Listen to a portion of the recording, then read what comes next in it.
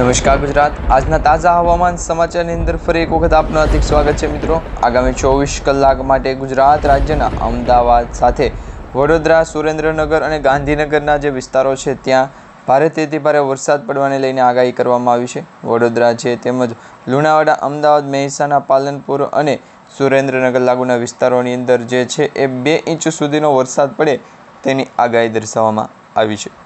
ગઈકાલે મિત્રો રાજસ્થાનની અંદર જે ધૂમળી જામી હતી, જે વાવાઝોડા જેવા પવનો ફૂંકાણા હતા અને ધૂળની ડમરીઓના કારણે જે દિવસની અંદર પણ રાત જેવું વાતાવરણ જામ્યું હતું, એવું વાતાવરણ હવે ગુજરાત રાજ્યમાં થવા જઈ રહ્યું છે। આગામી 24 કલાક ગુજરાતના ઘણા બધા જિલ્લાઓની અંદર વરસાદ પડશે, તો બીજી તરફ બંગાળની ખાડી અને અરબ સાગરની અંદર તો સિસ્ટમો સક્રિય થઈ છે, પરંતુ દક્ષિણ ભારતની અંદર પણ વાતાવરણની અંદર એકાએક મોટો પલટો આવ્યો છે।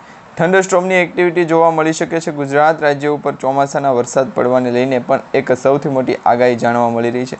ઘણા બધા જિલ્લાઓની અંદર મિત્રો વાદળછાયું વાતાવરણ છે, તો હજી આગામી ગુજરાત રાજ્યની અંદર ચોમાસું બેસે તે પહેલાં ઘણા બધા વિસ્તારોની અંદર જે વરસાદની માહિતી જામી છે એ માહિતી આજે આપણે જાણીશું।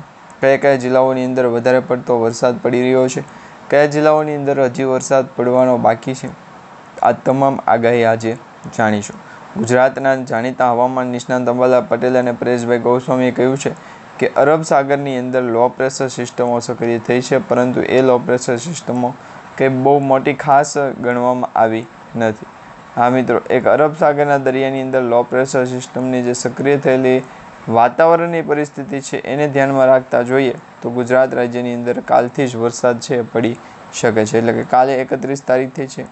31 તારીખ અને ગુજરાત રાજ્યની અંદર વરસાદી માહોલ જે છે એ ખૂબ જ જામ્યો, તો બીજી તરફ બંગાળની ખાડીની અંદર લો પ્રેશર સિસ્ટમો સક્રિય થવા મળી છે અને આ લો પ્રેશર સિસ્ટમોની અસર ગુજરાત સુધી પહોંચે એ પહેલાં મધ્ય ભારત અને પૂર્વ ભારતના ઘણા બધા રાજ્યોની અંદર પણ વરસાદની અછત છે એ સર્જાતી જોવા મળે છે। એટલે ગુજરાત રાજ્ય ઉપર ચોમાસું જેમ મોડું થશે તેમ વધુ ફાયદાકારક ગણવામાં આવી રહ્યું છે। બાકી તો અરબ સાગરના દરિયાની અંદર જ્યારે વાતાવરણની અંદર પલટો આવે તો એ તમામ અસર ગુજરાત રાજ્ય ઉપર છે જોવા મળે છે। હવે મિત્રો, અત્યારે તમે જોઈ શકો છો કે ગુજરાત રાજ્યનું હવામાન વાતાવરણની અંદર પલટો આવ્યો ત્યારથી લઈ અત્યાર સુધીમાં ઘણા બધા જિલ્લાઓની અંદર વરસાદ છે ભૂકા બોલાવશે, જેમાં સૌરાષ્ટ્ર, દક્ષિણ ગુજરાતના જિલ્લાઓની અંદર પણ 2 થી 3 કલાકની અંદર વાતાવરણ જે છે એકાએક મોટો પલટો લેશે। વરસાદી સિસ્ટમની અંદર પણ ભાગરૂપે આ માહિતી અલગ વિચારધારણાથી બનાવી છે, એટલે ગુજરાત રાજ્ય ઉપર જ્યારે ચોમાસાનું સંકટ આવે ત્યારે વરસાદી સિસ્ટમની અસર જ ગુજરાત દરિયાકાંઠાના વિસ્તારોની અંદર વધારે પડતી ઓકવર્ડ બનતી હોય છે। આજે પણ એ જ પ્રકારનો કેસ છે સામે આવ્યો, કારણ કે વરસાદની સિસ્ટમ ગુજરાતના અમુક ભાગોની અંદર તો ચોક્કસપણે સાબિત થાય કે ગુજરાતની અંદર વરસાદ આવે પહેલાં દરેક કામકાજો જે છે લીગલી પૂર્ણ થઈ ગયા, પરંતુ અમુક કામકાજોની અંદર વધારે પડતી અસર પણ જે છે નુકસાનકારક સાબિત થઈ શકે, કે જાણે ગુજરાતના દરિયાકાંઠાનું લોકેશન અલગ અલગ હતું અને જ્યારે આ પ્રમાણે કરવામાં આવ્યું તો એ દરેક વ્યક્તિઓ પાસેથી અલગ અલગ જે છે એ કામકાજ કઢાવી શકે, પરંતુ હાલ એવું ચાલતું નથી। ગુજરાત રાજ્યની અંદર દ્વારકાથી લઈ અને બેટ દ્વારકા, ઓખા સુધીના વિસ્તારોની અંદર ચોખ્ખું ગુજરાત રાજ્યના દરિયાકાંઠાના લોકેશન પ્રમાણેનું માહિતી છે એ આપવામાં આવે છે। આજે દક્ષિણ ગુજરાત અને મધ્ય ગુજરાતના સૌરાષ્ટ્ર ઝોનની અંદર વાત કરવામાં આવે તો અહીંયા તમે જોઈ શકો છો રેડ એલર્ટ અને ઓરેન્જ એલર્ટની બોર્ડરો જે છે દર્શાવવામાં આવી રહી છે, એટલે આ પીળો કલર અને વરસાદી સિસ્ટમની અંદર જામેલી પાકેલી જે કેરી છે એનો લાલ કલર આપવામાં આવશે। ગુજરાતના દરિયાકાંઠાના લોકેશન માહિતી પ્રમાણે અલગ અલગ વિચારના જે છે એની આગળ વધવાની પણ અપડેટ ન મળી, કારણ કે લોકેશન જે છે એ બધા અલગ અલગ આવે છે, એટલે બરફની જે કોઈ ફરિયાદ જે છે એ કરી શકે નહીં, કારણ કે વરસાદી સિસ્ટમ જ બનાવે છે અને બરફ જ ગુજરાતના દરિયાકાંઠાના લોકોને જે છે એ બરફ અમારી ત્યાંથી પહોંચે થાય છે। હવે આ દરેક વ્યક્તિ વિશે ગુજરાતના હવામાન વિભાગ દ્વારા એમ કહેવામાં આવ્યું કે જો વાતાવરણની અંદર પલટો હોય, હવામાન સ્થિર ના હોય તો ગુજરાત દરિયાકાંઠાનું લોકેશન અને 2 થી 3 દિવસ પછી ગુજરાતના ઘણા જિલ્લાઓની અંદર વરસાદ પડી જાય ત્યારે ફરી એક વખત સામનો કરવાનો, તો આ ભાગરૂપે ગુજરાતના જે માહિતી જે છે એમની પાસે એ પણ મંડાતા નથી, એટલે કે એવિડન્સ પ્રૂફ તરીકે કરતા નથી। જો લોકેશન પ્રમાણે આગળ વધવાનું હોય તો ગુજરાતના દરિયાકાંઠાના લોકેશન જે છે એ આપેલા હશે, જો હવામાન સમાચારમાંથી ગુજરાતના કોઈપણ જિલ્લામાંથી વ્યવહાર અને કોઈપણ એવા જરૂરિયાતમંદ લોકો પાસેથી માહિતી જોઈતી હોય તો એ દરેક વખતે છે કામકાજ આવે છે. તો આ બંને લોકો પ્રમાણે ગુજરાતના ઘણા બધા વરસાદની કારણે જે ખેતીની અંદર પાક મોડો નુકસાનો થાય અને ગુજરાતના ઘણા બધા પોસ્ટિંગ માટેના પણ જે બિલ છે એ પણ બનાવવા પડે.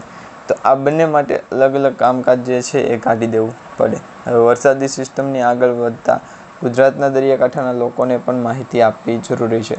વેસ્ટર્ન ડિસ્ટર્બન્સની આગાહી ગુજરાત દરિયાકાંઠાથી આવે છે ત્યાર પછી હવામાન સમાચાર જે છે એ માહિતી સ્વચ્છ રહેશે. જો ગુજરાતના દરિયાકાંઠાના લોકોને સૌપ્રથમ અલગ અલગ વિસ્તારોની અંદર એન્ટર કરવું હોય તો એ કરી શકે છે, પરંતુ તેના પહેલાં ગુજરાતના કયા જિલ્લાઓની અંદર વરસાદની આગાહી છે એ તમને જણાવી દો. સૌપ્રથમ તો દક્ષિણ ગુજરાતના ઘણા બધા જિલ્લાઓ સુરત, ડાંગ છે, તાપી છે, આહવા છે, નવપુરા, વલસાડ છે અને ગુજરાતના બીજા અન્ય વિસ્તારોની વાત કરવામાં આવે તો એ વિસ્તારોની અંદર પણ હવામાનની અંદર પરિસ્થિતિ ખૂબ જ ભયંકર સાબિત થઈ શકે.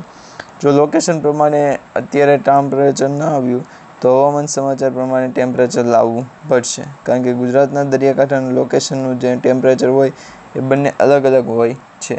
વરસાદી સિસ્ટમની અસર તો ગુજરાતના દરિયાકાંઠાના લોકોને પણ આપણે કરી હતી કે હવામાન સમાચાર માટે અને કોઈ એવા વ્યક્તિગત હોય કે જેમની ભલામણ કરી શકે તો એ ભલામણ કરવી.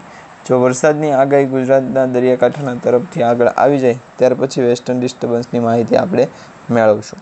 તો આ ભાગરૂપે ગુજરાતના કયા કયા જિલ્લાઓની અંદર વધારે પડતો વરસાદ આવ્યો છે, કયા જિલ્લાઓની અંદર વાતાવરણ જે છે એકદમ પલટાણું છે, દરેક પ્રશ્નોનો જવાબ તમને કમેન્ટ બોક્સમાં મળી જશે. એટલે નીચે કમેન્ટ બોક્સમાં તમે જણાવજો વાતાવરણ શું છે, વરસાદની જે માહિતી છે એ પણ જણાવજો અને F1ની જે માહિતી છે એ પણ તમે આપી દો.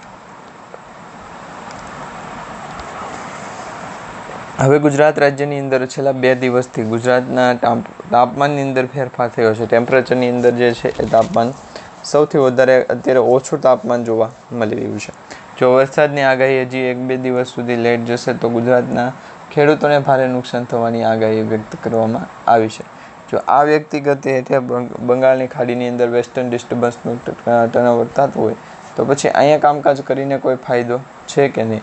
તો વેસ્ટર્ન ડિસ્ટર્બન્સની આગાહી ગુજરાતના દરિયાકાંઠાના લોકેશન પ્રમાણે નહીં હોય એવું બનશે નહીં, કારણ કે સૌથી મોટા અપડેટ અને સૌથી વધુ આવિષ્કાર કે આ પ્રમાણે ગુજરાતનું દરિયા કરવામાં આવે તો સૌથી મોટી અપડેટ મળે. તો આ માટે ગુજરાતના દરિયાકાંઠાનું લોકેશન અશ્વિન દુધાણા ત્યારે પણ આપણે કોન્ટેક્ટ કરીશું દુધાણા કે વરસાદી સિસ્ટમની આગળ ગુજરાતના દરિયાકાંઠાના લોકોને પ્રમાણપૂરી આગળ વધવાનું જવાબદારી અમારી. બાકી જે લોકેશન પ્રમાણે માહિતી જણાવી છે એ બંનેમાં વેસ્ટર્ન ડિસ્ટર્બન્સની આગાહી ગુજરાતના સેમ ક્લોઝની છે. હવે આ હવામાન સમાચાર જે છે એક બ્લુ કલરની ઢાંકણી ગુલાબી કલરની, તો એમાં પણ તમે જોઈ શકો છો વેસ્ટર્ન ડિસ્ટર્બન્સ એક આપેલું હોય છે.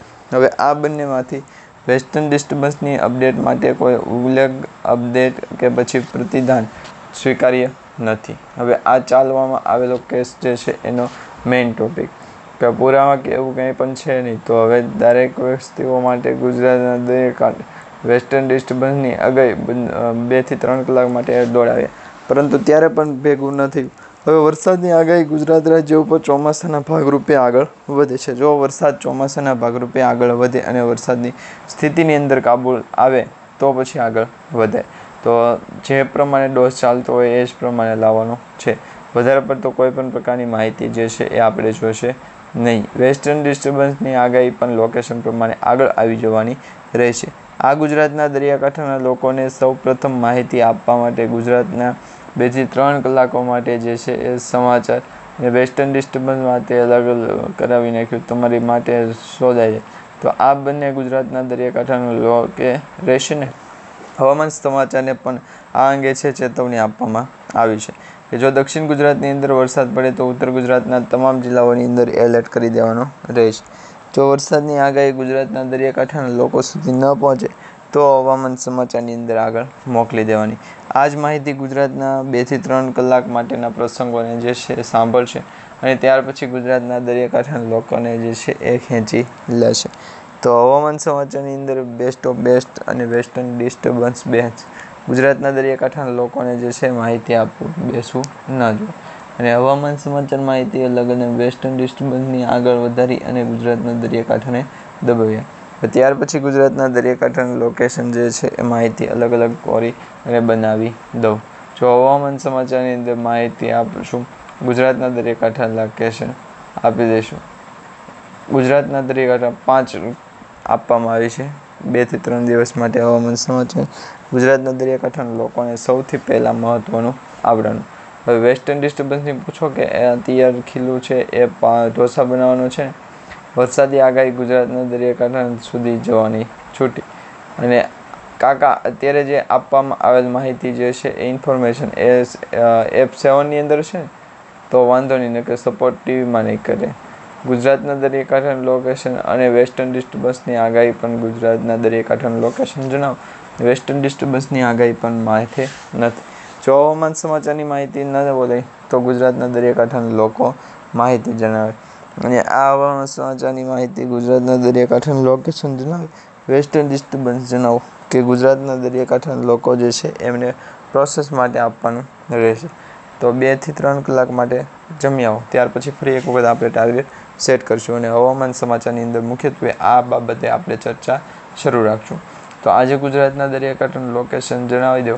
તો હવામાન સમાચારની અંદર માથે ચડાવો અને ગુજરાતના દરિયાકાંઠાનું લોકેશન જણાવો અને હવામાન સમાચાર માહિતી અલગ, વેસ્ટર્ન ડિસ્ટર્બન્સની માહિતી આપણે અલગ રહેશે.